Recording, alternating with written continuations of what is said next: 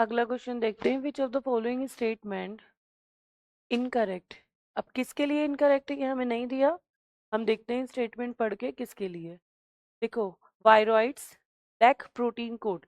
Viroids में protein coat absent होती है और इसके अंदर क्या होता है, फ्री आरएनए प्रेजेंट। तो ये बात तो हो गई सही, वो हमसे इनकरेक्ट पूछ रहा है यानी कि रॉन्ग। तो ये बात तो सही हो गई, ठीक है। Virus are obligate parasite. Obligate means होता है दे कैन नॉट सर्वाइव,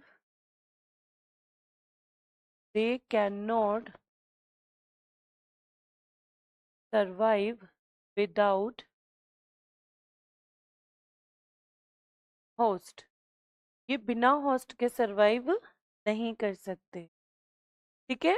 उसके बाद बोल रहा है infective infective constituents in virus is the protein code.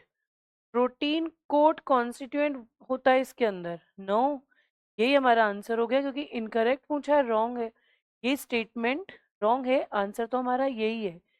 But fourth हम लोग पढ़ लेते हैं, फिर इसको एक्सप्लेन करेंगे कैसे। Prion consist of the abnormally folded protein. Yes, abnormal protein folding हो जाती है और इसी को प्रियॉन्स बोलते हैं।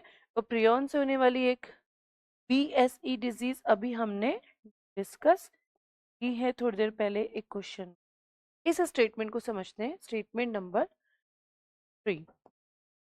देखिए, वायरस जो होता है ना, जब हम लोग बात करें तो वायरस सबसे पहले टोबैको मोज़ेक वायरस देखा गया था। इसके अंदर जब एवानोविस्की ने जब प्रैक्टिकल किया था तो उन्होंने क्या कहा था कि एक प्रोटीन की कोटिंग होती है, ठीक है। और ये प्रोटीन की जो कोटिंग है ये इस तरीके से अरेंज होती है, इसे कहा जाता है कैप्सिड, ठीक है। और इसके अंदर स्मॉलर यूनिट होती हैं, तो कैप्सिड की जो स्मॉलर यूनिट है उन्हें कहा जाता है कैप्सोमर, ठीक है, कैप्सोमेयर। इनके अंदर क्या होता है, इसमें इस तरीके से जेनेटिक मटेरियल होता है, प्रेजेंट होता है, ठीक है। तो इसे हम क्या बोलेंगे, genetic material.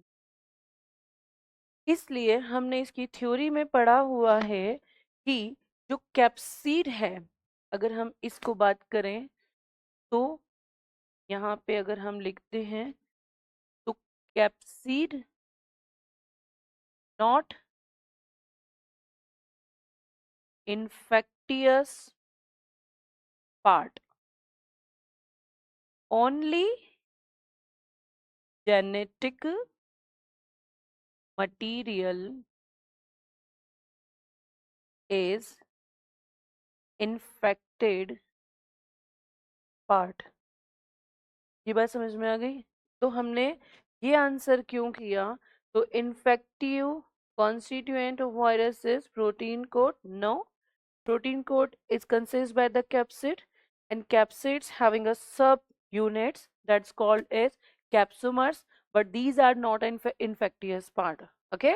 The central material is genetic material, and genetic material consists by the RNA and DNA in a form of the DS, in the form of the SS, but the genetic material is responsible for the infection. Protein covering is not infectious part. Is it clear? The right answer is C.